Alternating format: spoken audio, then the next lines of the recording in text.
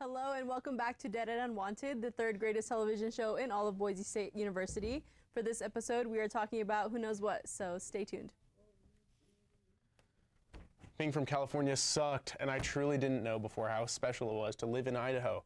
Since I moved here, I get to do so many fun things, like run up and down the flat terrain and anticipate the harsh winters. True bliss. They also have way better food here than they do on the coast. I mean, we have Pie Hole, Big Judd's, and that Italian place by campus that's definitely not a front company or anything. When I get bored of eating at these same three places, I usually like to eat something that I like to call the McBrick special for lunch, breakfast, and dinner out of order like that. It's basically just a hot dog with a squat load of my special sauce. I'll tell you what it is, but don't tell anyone else. I think it's better if we keep that secret recipe a secret. Moving past that, I wanted to share with you all today a short story I wrote. I will begin. In the busy city, Annie emerges from a club, intoxicated and disoriented. The neon lights blurring her vision. Paranoia grips her as she perceives a shadowy figure trailing behind her, prompting her to quicken her pace in fear. Her heart racing, she reaches her house and fumbles for her keys, desperate to seek refuge from the imaged threat. Slamming the door shut behind her, she leans against it, breathing heavily as adrenaline courses through her veins. Peering out the peephole of the door, she sees a man, searching frantically. It dawns on her that he is not a threat, but someone in pursuit of something lost. With a mix of embarrassment and relief, Annie realizes she had unwittingly taken his hat in her drunken state. She slowly opens the door to return it, her cheeks flushed with shame as she apologizes profusely for the misunderstanding. The man's initial anger dissipates as he sees her genuine remorse, and he accepts the hat with a nod of understanding. As Annie ascends back to her apartment, she reflects on the lessons learned, not to hastily judge others based on appearances alone. The encounter serves as a reminder of the importance of empathy and understanding in a world where misunderstandings abound. With a newfound sense of humility, Annie vows to approach future encounters with a more open heart and mind, determined to not let her intoxication cloud her judgment again. Thank you. Wow, that was a really great story. It almost sounded real. I don't know, something about this Annie girl's ringing a bell with me. Oh my god, is that what I think it is? Is that what I think it is? Oh my, yes it is. A roll of tinfoil was stolen from Albertsons on South Broadway. The thief struck at 6 p.m. on April 23rd. The foil was worth $1, and anyone with information about the shoplifter is asked to please contact the police.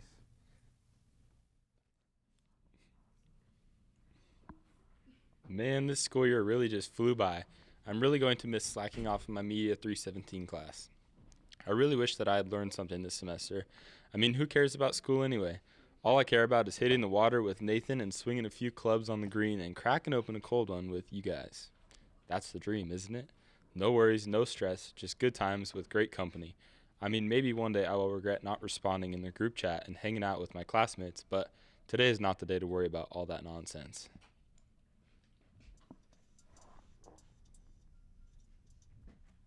Hello. In the dim-lit bars where whispers weave, there lies a love, both pure and free. In amber hues, its essence gleams. PBR, the elixir of my dreams. Oh, Pabst Blue Ribbon, how you enchant. In each golden sip, a lover's enchant. Your flavor bold, yet softly sweet. A symphony of barley, a timeless treat. Your humble beginnings, you rose to fame. A beacon of cool in the beer hall of acclaim. With each can cracked, a story unfolds of friendships forged and tales untold. In the crowded rooms, you're a welcome sight, a faithful companion on a moonlit night. With every sip, I feel alive. In your embrace, I thrive and thrive. So here's to you, PBR divine. In your amber depths, love intertwine. Forever my heart you'll be, my faithful brew eternally.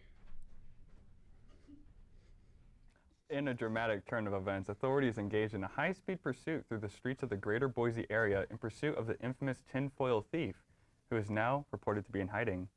Eyewitnesses report that the suspect is described as a tall male with brown hair and a unique fashion sense, and has been evading capture through the Boise State campus on his bicycle. Oh, okay, never mind. As officers work tirelessly to bring the perpetrator to justice, if you see him trying to escape on his bicycle, do your due diligence, and please leave him in front of the way of this man. Stay tuned for further updates on this developing story as the situation unfolds.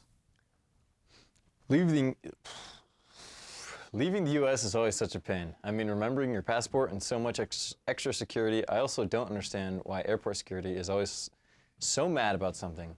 Do I keep my computer in my bag or not? One time I tried to leave the United States and they asked if I had anything to declare. I don't know what that means, but then the feds kept asking me about my wriggling pants and ominous bulges. They arrested me at the Barbados border because they found 55 red tortoises in my pants. Like, that's a crime? Well, today we have a special guest. Welcome Ashley to the show. I'm excited to have you here. Let's dive right in. Can you tell our listeners a little bit about what you do for a living? Thanks for having me, Naomi. Sure thing. I acquired my degree as a culinary student and landed a job as a dog food taster. My job is to sample different dog foods to ensure they're high quality and nutritious for our furry friends. It's pretty unconventional, but it's a labor of love. Wow, that's fascinating. So how did you end up in such a unique line of work? It's a funny story, really. I've had a passion for animals and food, so when I saw an advert for a dog food taster position, I jumped at the chance after going through a series of taste tests, and yes, I did sample some myself. I landed the gig. That's incredible. So what is a typical day like for you on the job? Well, it usually involves evaluating different dog foods for taste, texture, and nutritional content, and then providing feedback to ensure that products meet quality standards. Sometimes I even get to work on developing new flavors and recipes. How interesting. So what's the most memorable or exciting moment you have experienced while working as a dog food taster? One particularly memorable moment was when I discovered a new combination of ingredients that turned out to be a big hit with dogs. Seeing their tails wagging with delight was incredibly rewarding. Well, Ashley, you have my tail wagging. I bet that was a joyous moment. Before we wrap up, are there any advice for those interested in pursuing a career as a dog food taster?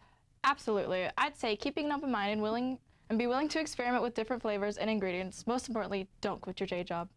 Well said, Ashley. Well, thank you so much for sharing your insights and experiences with us today. It's been an absolute pleasure having you on the show. You know, Mr. Ballin McDuncan, sometimes I can't help but feel like we're on a different level from everyone else. Absolutely, Bertram. It's almost as if we're operating at a higher plane of existence than the rest of these crowdlings. Oh, precisely. Those crowdlings are peasants. I mean, look around. Do you see anyone else engaging in discussions about quantum physics and philosophy like we do? Not a chance. Most of these folks are satisfied with talking about mundane things. It's almost pitiful, those peasants, really. They don't possess the intellectual depth to comprehend the complexity of the universe that we do. Agreed. It says unless we're blessed with superior intellect that sets us apart from the masses. Oh, absolutely. Almost like as if we were gods. And yet they continue to go about their lives oblivious to the brilliance that surrounds them. It's their laws, really, Bertram. We will continue to soar above them like the mighty eagles we are. Caw-caw, caw-caw. Indeed, McDuncan, sir. Here's to being the brightest in the room. Well, that's all the time we have for today. Thank you for joining us on Dead and Unwanted. You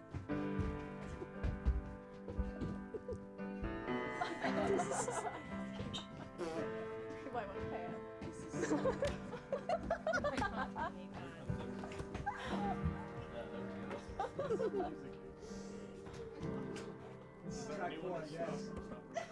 Is that a good? Yay!